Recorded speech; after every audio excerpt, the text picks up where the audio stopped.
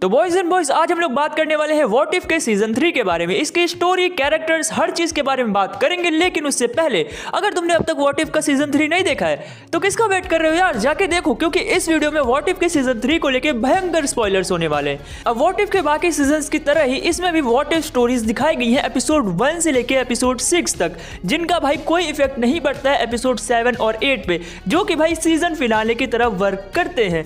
अब what if का season 3 जो है उसमें तुमने नोटिस किया होगा कि भाई व्हाट इफ में पुराने कैरेक्टर्स को छोड़ के न्यू कैरेक्टर्स की स्टोरी ज्यादा दिखाई गई है, new super heroes, new characters, जो कि भाई आई डोंट थिंक कि तुम्हें भी उससे कोई प्रॉब्लम होगी, क्योंकि मजा आना चाहिए ना। लेकिन बॉयज मजे को थोड़ी देर के लिए साइड में रखते और थोड़ा ध्यान से व्हाट इफ के सीजन 3 को एक बार फिर से देखते कि आखिर इसमें ऐसी क्या चीजें थी जो तुम्हें पसंद आई और क्या चीजें थी जो खराब थी। एक्चुअली में खराब चीजें काफी ज्यादा थी जिनके बारे में हम बात करेंगे। अब सीजन 3 के कैरेक्टर से ही स्टार्ट करते हैं। तो एपिसोड 1 में ही तुम्हें सैम विल्सन का captain America plus Godzilla Hulk दिखाया गया है। अब एपिसोड 1 में बकी, मोनिका और मून नाइट जैसे कैरेक्टर्स भी दिखाए गए हैं, बट जैसा कि तुम्हें पता है कि इन पे ज्यादा फोकस नहीं किया गया है। पूरा एपिसोड बैनर और सैम की फ्रेंडशिप के ऊपर था, जो कि तुमने देख के समझ लिया होगा। अब इसी के साथ एपिसोड 2 की तरफ बढ़ते हैं, जहां पे हमें 3 कैरेक्टर्स दिखाए गए, हावर्ड स्टार्क, एगथा और इटर्नल किंगो।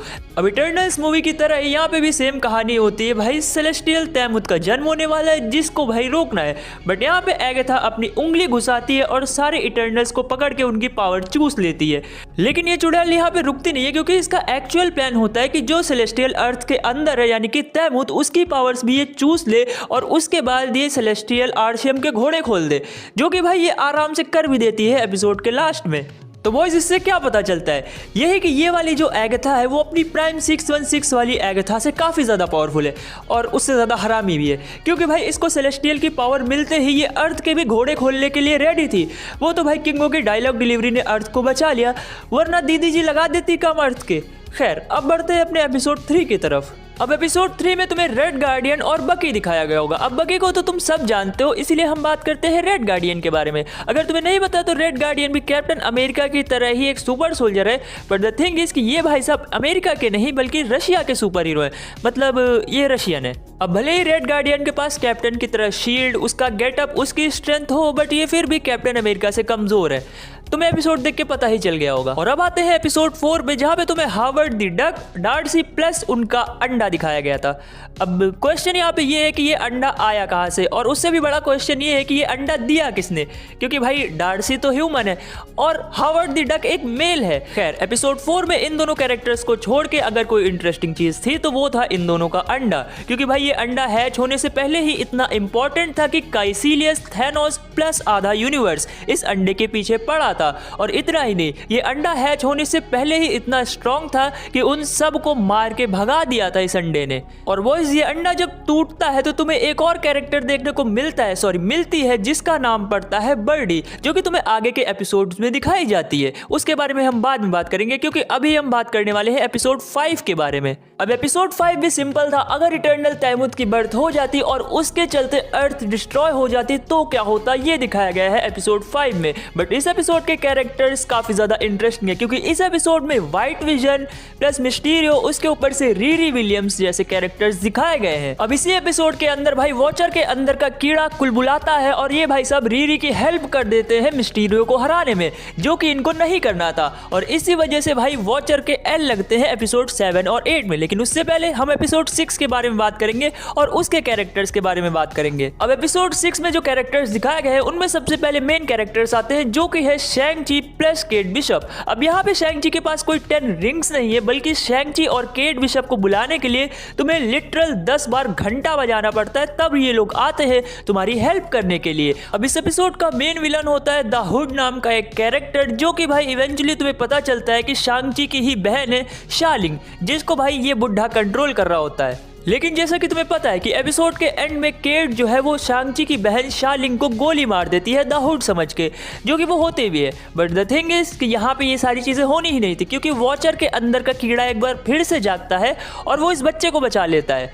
लेकिन अब वॉचर के अंदर के कीड़े शांत करने का वक्त आ गया है, क्योंकि अब हम बात करेंगे एपिसोड 7 और 8 के बारे में। अब एपिसोड 7 में तुम्हें जो कैरेक्टर्स दिखाया गया है उनमें सबसे पहले आती है स्टॉर्म, गॉडेस ऑफ थंडर। अब ये थॉर और स्टॉर्म का कंबाइंड वर्जन है, तुम्हें तुम्हें देख के ही पता चल रहा होगा। उसके बाद आती है अपनी सीजन 2 से काहोर्ती और फिर इसी सीजन से आती है बर्डी। अब उसके बाद आती है अपनी कैप्टन कार्टर, जिसकी यहाँ पे कोई जरूरत नहीं थी क्योंकि ये लोग पिछले 2 सीजन से इस कैरेक्टर को इतना यूज कर रहे हैं कि भाई इसको देख देख के मेरा दिमाग खराब हो चुका है।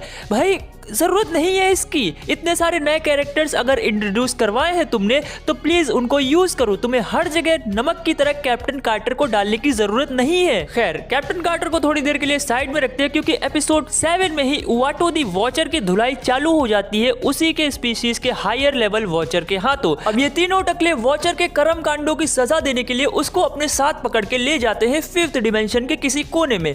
लेकिन ये लोग जहां से वॉचर को उठा के ले जाते हैं उस वॉचिंग पैनल के कुछ टुकड़े जाके गिरते हैं भाई कैप्टन कार्टर की टीम के पास, जिससे इन्हें पता चलता है कि भाई वॉचर को पेला जा रहा है बहुत गंदा वाला। तो ये लोग डिसाइड करते हैं कि ये जाएंगे 5th डिमेंशन में वॉचर की हेल्प करने के लिए।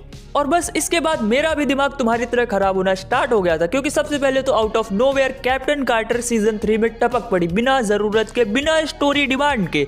सेकंड थिंग इज ये अकेले नहीं टपकी, इनके साथ एक पूरी की पूरी फीमेल सुपर हीरो टीम है। काहोर्ती का तो चलो समझ में आता है, वो पिछले सीजन में इनके साथ थी, बट बाकी 2 कैरेक्टर्स कैसे आई, ये टीम कैसे फॉर्म हुई, यू हैव नो आइडिया भाई। तुम बस कुछ सुपर हीरोज को लड़ता हुआ देख रहे हो बिना जाने कि वो आए कहां से।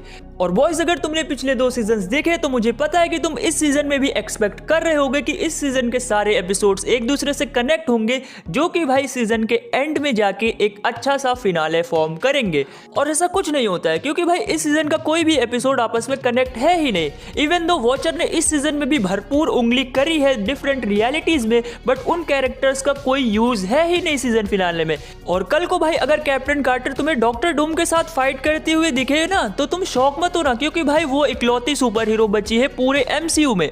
बाकी सुपर हीरोज का क्या है, तेल लेने आए हैं। व्हाट इफ में भी तेल लेंगे, डॉक्टर डूम के सामने भी तेल लेंगे। फाइट सिर्फ कैप्टन कार्टर को ही करनी है। और बॉयज, तुम्हें नहीं लगता है कि अगर ये जो अंडे से निकली बर्डी है इसकी जगह पे रीरी विलियम्स को यूज कर लेते सीजन फिनाले में तो ज्यादा सेंस बनता, क्योंकि भाई ये लिटरली मरने वाली थी। वॉचर ने जब इसके यूनिवर्स में उंगली की तो भाई ये जिंदा बच गई। तो इससे ज्यादा तुम्हें फील आता कि लाइक कुछ तो कनेक्शन है। बट खैर, मेरी बातों को इतना सीरियसली मत लो। मैं बस ये कहना चाहता हूँ कि जो कैरेक्टर्स दिखाए हैं उनको यूज करो ताकि हम और अच्छे से उनको जान सके।